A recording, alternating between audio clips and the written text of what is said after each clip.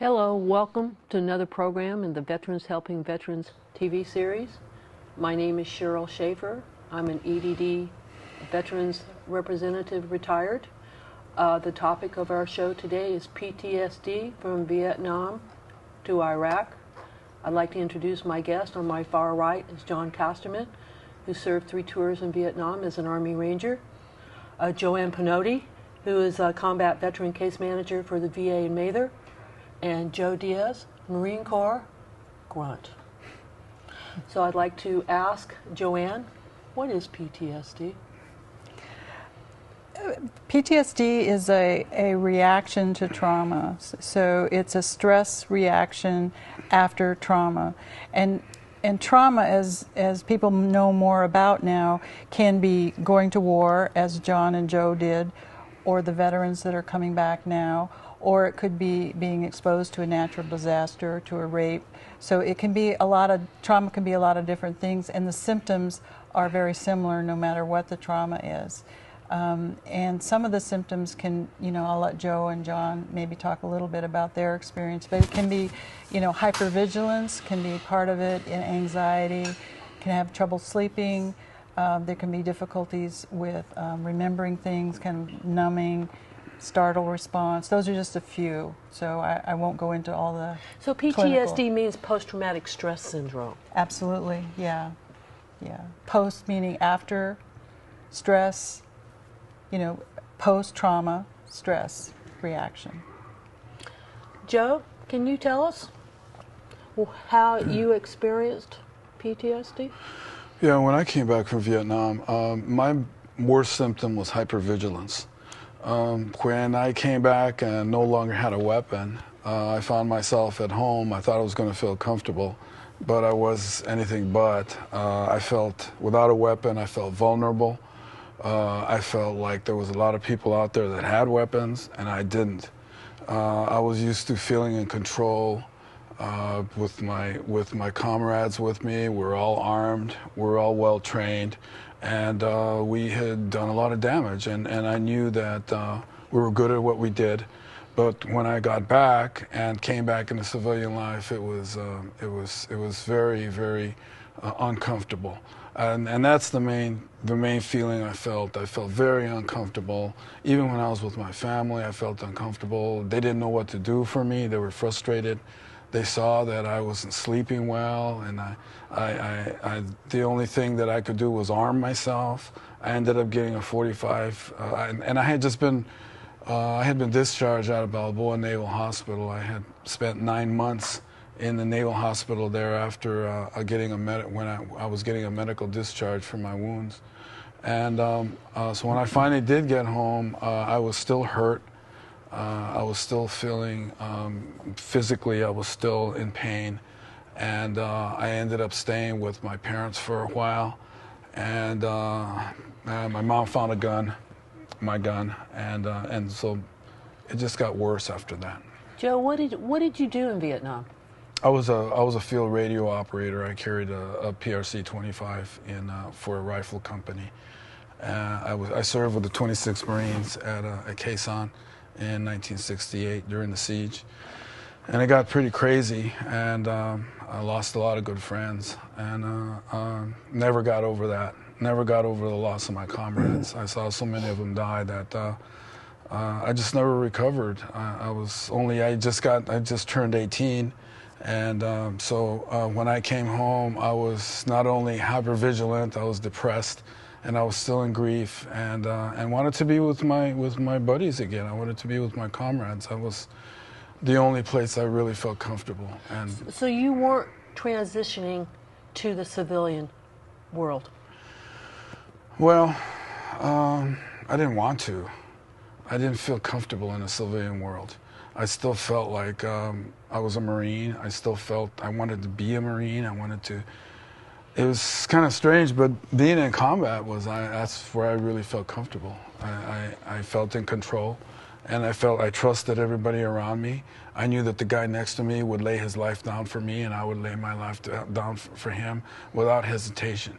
I knew that there was always somebody to take care of me. Our corpsmen were always there. I knew that the corpsman would die for me if I got hit. and so and I knew the medical evacuation was great, so I knew it was.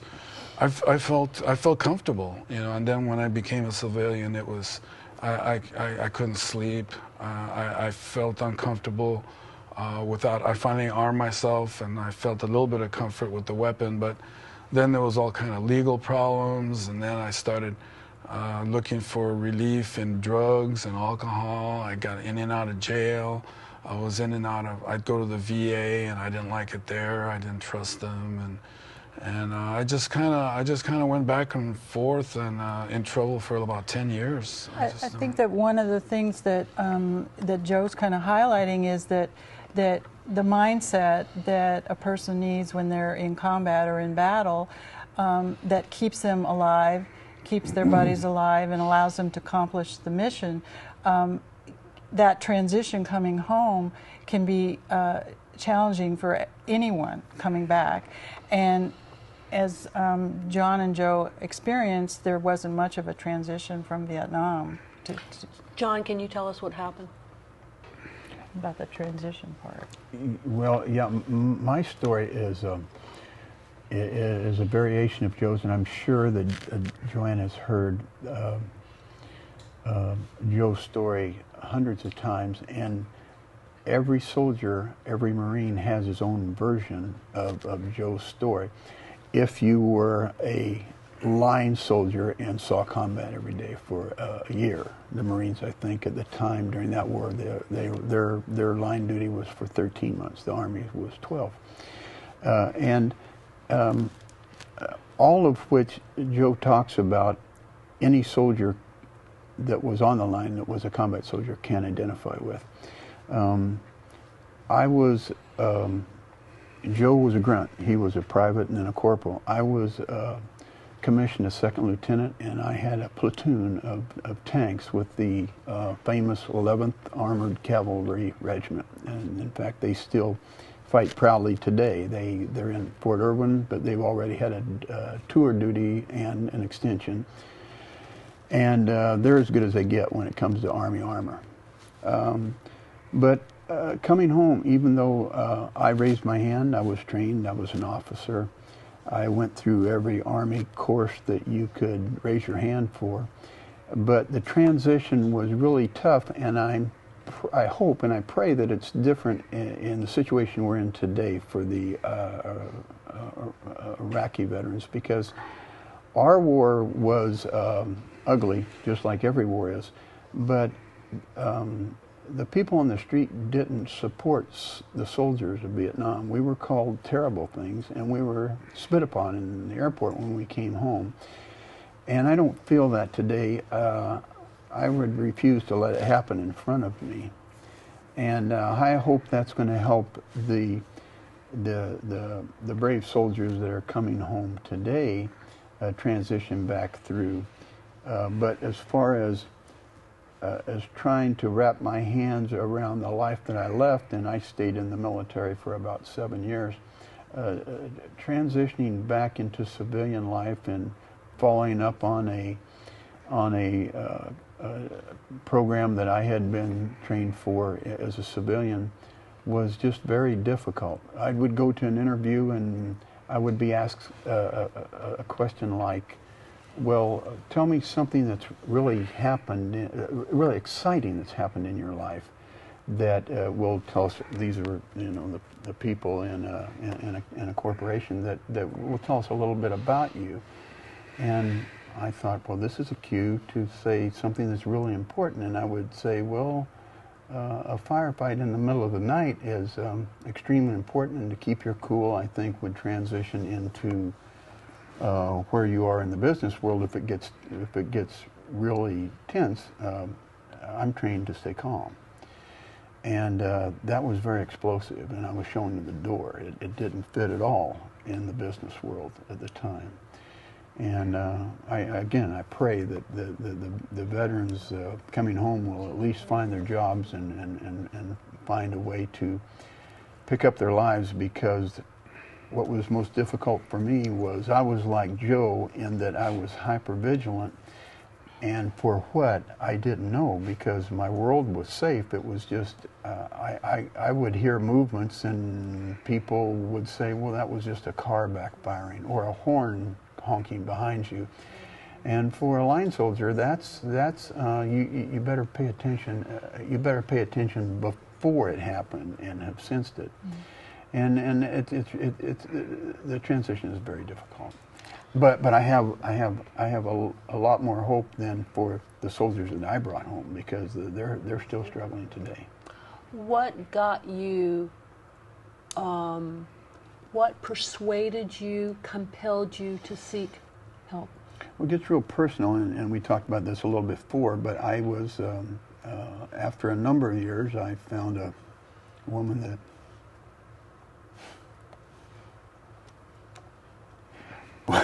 wanted to put up with me, I guess would be the best way to put it. And we have a lovely family. But it was tough, because I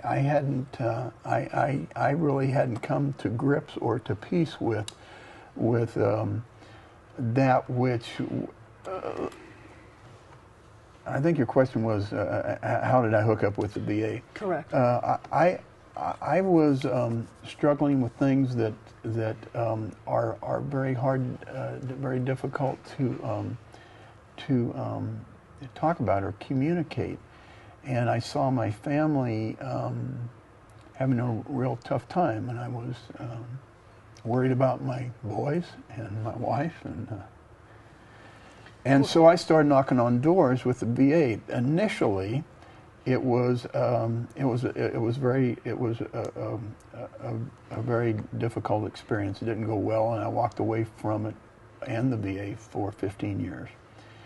So it took you 15 years of after the initial look of internalizing your experiences in Vietnam, of being frustrated with the VA system, of job hopping. All those. I don't know about internalizing, but frustration and not being able to it just seemed like I didn't fit back in this world. Exactly. And I think an important piece to remember is that the VA or anybody didn't know about PTSD when Joe and John came home. PTSD wasn't given that name until 1980. It used to be called, in my father's generation, he was a Marine Corps in the Marines for 30 years. It used to be called combat fatigue. Right. Could be called battle fatigue. Right. In the Civil War, it was called soldier's heart. So there's been a lot of different names for it. So it's existed for a long time, but the term PTSD and the understanding that we have today in 2007, it didn't exist so if John goes to the VA, or any service member went to the VA, they would either misdiagnose it, or they would say that, gee, we don't know what you're talking about, you know. So in place in the late 70s and early 80s, the vet center started. And these were like storefront operations, because a lot of the Vietnam veterans were trying to seek help through the VA, and they weren't getting the help that they needed. So psychologists within the VA framework said, well, they're not coming to us, but we need to do something to outreach to them. So in the community that I used to live in, San Mateo County, they had a small storefront vet center in Redwood City. That's the first time I came into contact with them. And so the vet centers, they made it their duty to go out and reach in the community to get the veteran to come in. It wasn't like when they first came back, the veterans were expected to come to the VA for help, but the VA ultimately realized they weren't getting that response, or the veterans were getting frustrated with the system. How can they outreach? Well, I think what's unique about the vet center that I think helps get maybe Joe or John in is the counselors are veterans, you know. So what Joe and John are talking about is issues of trust, you know, issues of, you know, the John was saying, you know, the issues are difficult to talk about or to even understand when you're first coming home, and then to try to speak to somebody about them and to develop trust when maybe you don't trust. You know, you're not with your Marines or your soldiers who are the people you did trust, and now you're, you know, talking to a civilian that maybe doesn't understand. They can't relate. Or they're not. You're not sure if they can. Maybe they can, but you're not sure. I'd like to add something. For me, I just kept hearing the VA can help you, the VA can help you, and when I tried to interface with them early on, what I was looking for or hoping for or thought the depth was for me truly not there.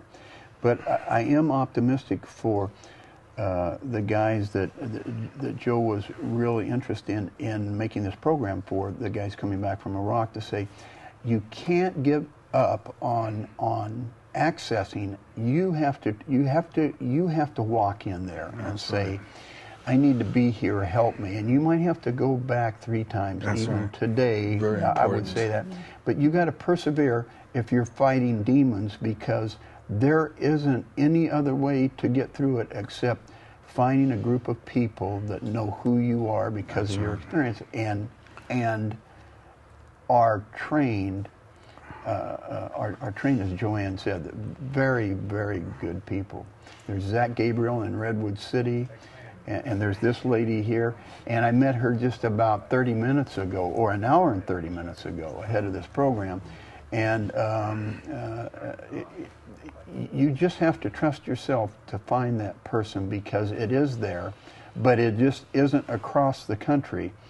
Some places in rural areas, the trip might be a lot further and a lot harder. A lot more challenging. An urban area like we live in, if the veteran doesn't demand and access it, not belligerently like Joe and I did the first time in frustration, then bad on you, because it is there and they're good people, and if you don't find a good person, keep looking. That's right. And one of the good people that you found in San Mateo County, because we want to give credit, is a county veteran service officer by the name of Sheila Hottinger, who I used to work with many years ago. Wonderful, wonderful.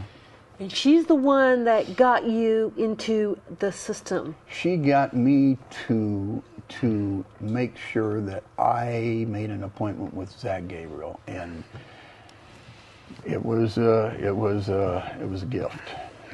That's all I can say. For both of us. That's where John and I met, was at the Peninsula Vet Center through Zach. We were in his group. But the one of the points I wanted to make, that to me the issue of this whole program is that the returning Iraqi vets don't have to go through what John and I did.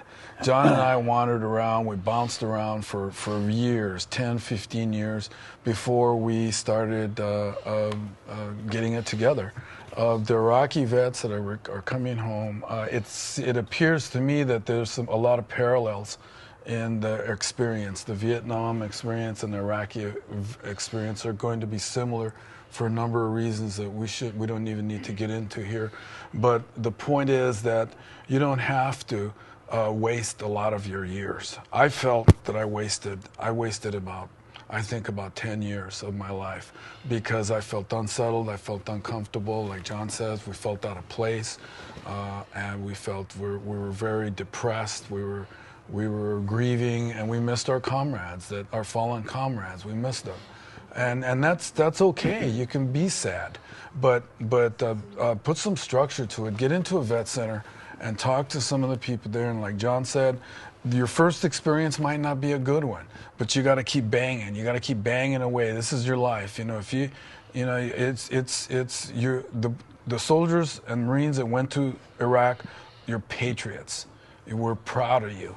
You're wonderful Americans. You're great Americans. You did your best. Now it's time to benefit from that sacrifice that you've made. Get into the vet centers and talk to some people there. Not only will you meet other vets that have similar experience and feel the same way you do, but you're going to have quality expert counseling like Joanne and Zach Gabriel, who are very well trained and have a great deal of experience with PTSD, because of the way they've treated John and I.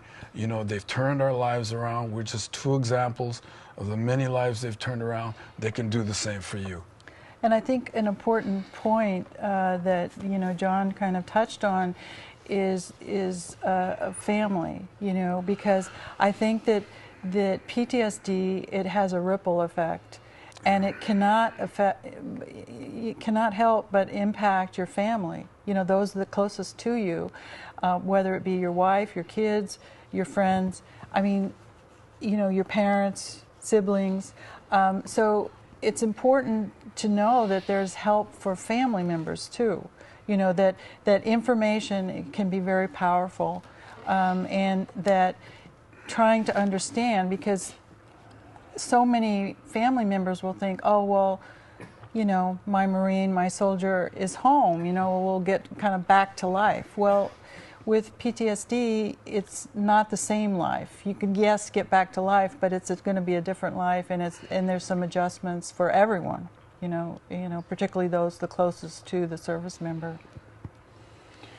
But you got to jump back in it, and you got to take your knocks. And the quicker you get in it and take the knocks and buffer the tide, I think the better off you'll be. If you jump in and you're still struggling and you're still having trouble, that's got to be the red flag that comes up and that says, I need a PhD psychologist from the VA, which is Joe just said, is exclusively just super trained, and they've heard your story, and they've heard 100 stories worse within their careers. And if you can't get it done by yourself, or you just need someone to bounce off of, if they don't do it, which is their right as a soldier that went to war, it's the worst thing I could say is just bad on you, because you're going to struggle if you have a wife and kids. Your marriage and is going to struggle. Your kids are going to take a hammering from you when you're popping off for no reason other than you're in mixed traffic in a parking lot somewhere and someone blasts a horn behind you. And it's been 40 years for me, and you can't honk a big horn behind me. You cannot. I don't know whether it's just a tanker or an infantryman or what, but Black Horse soldiers that I know, all the men I brought home, they'll just laugh and scoff, and they'll say, "Don't honk a horn behind me." There's a checklist, Sheila, of 15 things that I read somewhere between Sheila and Zach, as I was saying, who do I go to, who do I ask for help, who do I talk to?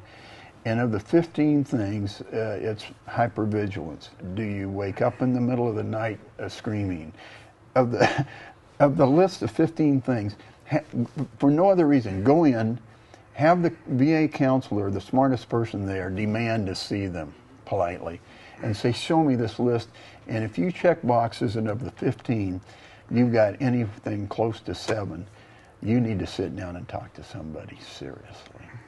And it is an excellent program, but it is what you make out of it.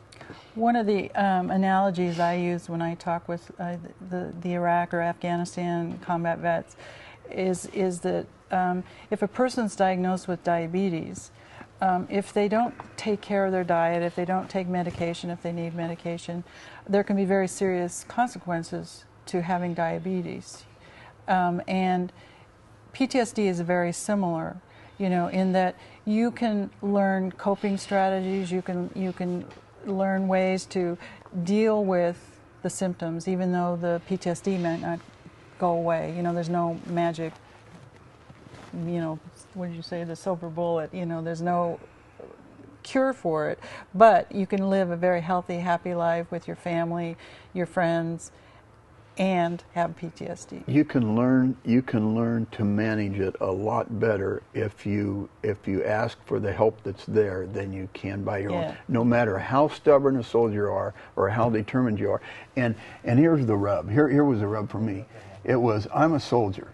It's a duty, honor, country, and I don't ask for any help. I've got a weapon, and I got the guy on my left and right that I trust with my life. And you come home, and like Joe said, that's not there anymore. And it breaks down, and you're stripped naked, and you're just left out in the street if you've seen too much combat. And too much combat is probably the skirmish and then the first firefight, and that's too much combat. So the system is in place for veterans to get the help that they need if they choose to make that decision to get the help that they need, like you two gentlemen did. Yeah, we did. We got a lot out of it. It really helped. How long did you go into group therapy?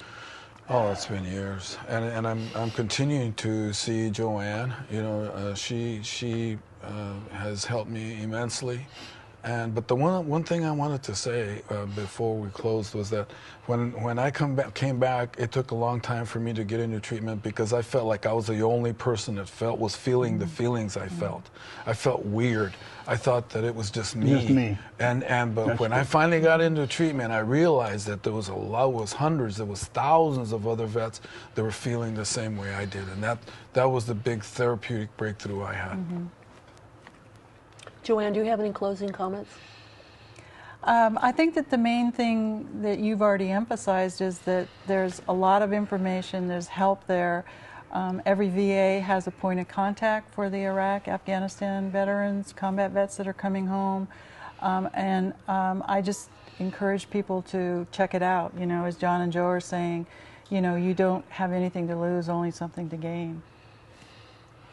That's pretty much it. So there is help for veterans who need it. Thank you for watching our program. We are Veterans Helping Veterans. God bless you. Remember, if you need help, the system is in place through the VA, through the County Veteran Service Officer, through the Vet Center, through the EDD or Veteran Service Officers to get the help you need. Thank you.